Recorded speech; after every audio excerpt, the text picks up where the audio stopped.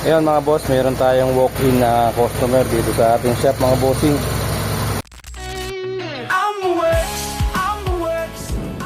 Ito Lancer itlog na GLI na all manual. Ayan, so ito makikita niya mga bossing. Ayan. Ayan, makikita niya mga boss, sobrang palag ng makina niya, sumasayaw.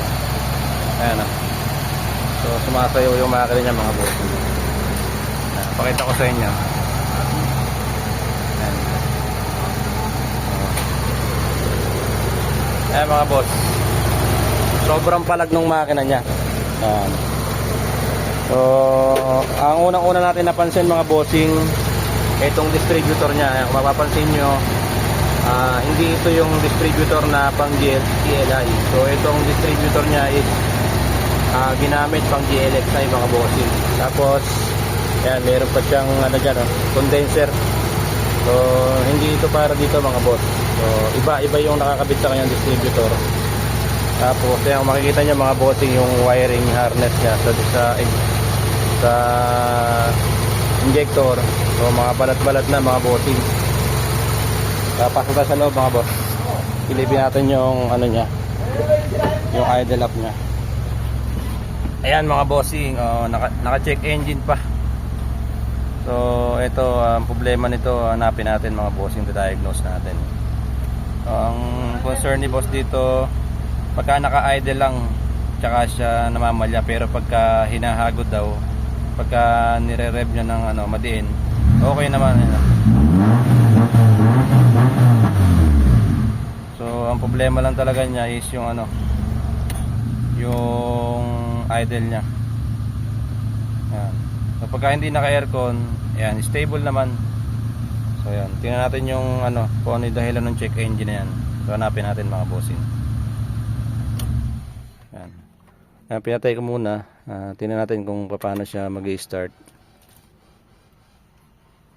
Ayun. Ayan mga boss, may nadinig ako sa servo. So hindi normal yung tunog na yun. So indication yun na may problema yung servo. Kasi start natin.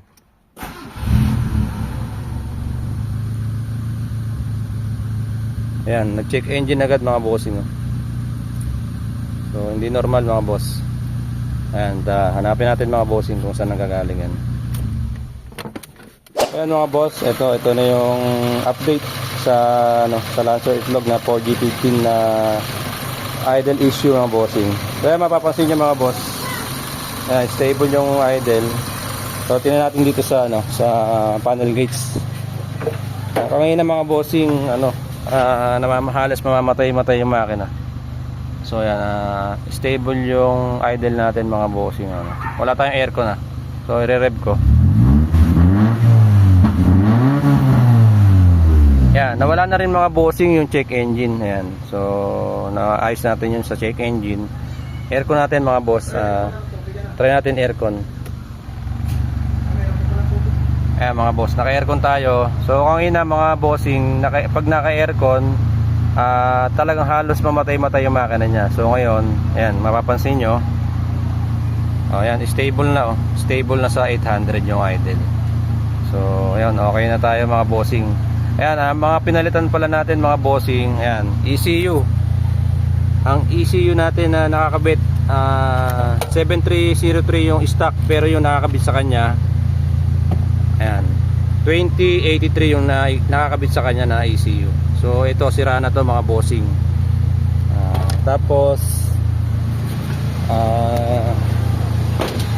ito, ayun, yung CTS pinalitan natin, pero ikakabit natin yung CTS nya ulit, baka kasi buo pa yon. So tingnan natin kung hindi na mag-check engine. Pero pagka nag-check engine, papalitan na natin yung CTS.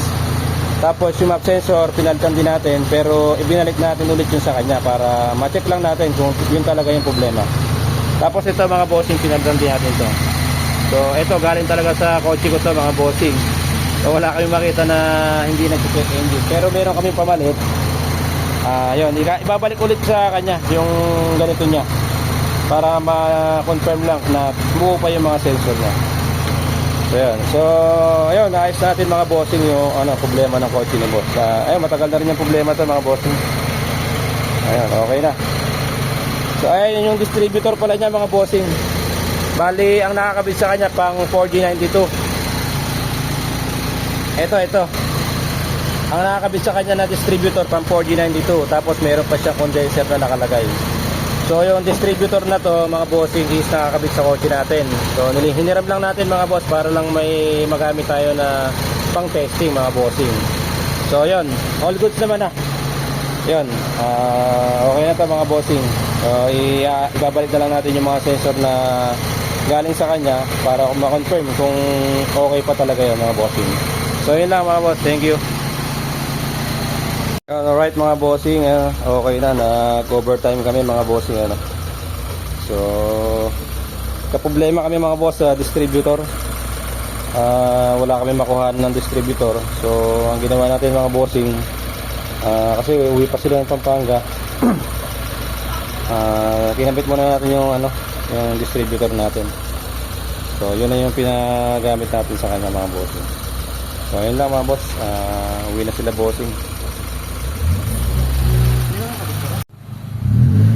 Mga boss, overtime.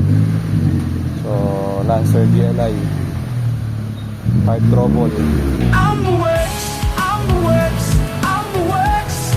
Tunog ng makina, amoy Boss, thank ng you. gasolina. Ingat. Handa na ba kayo? Sige. Ayos na Okay. tayo.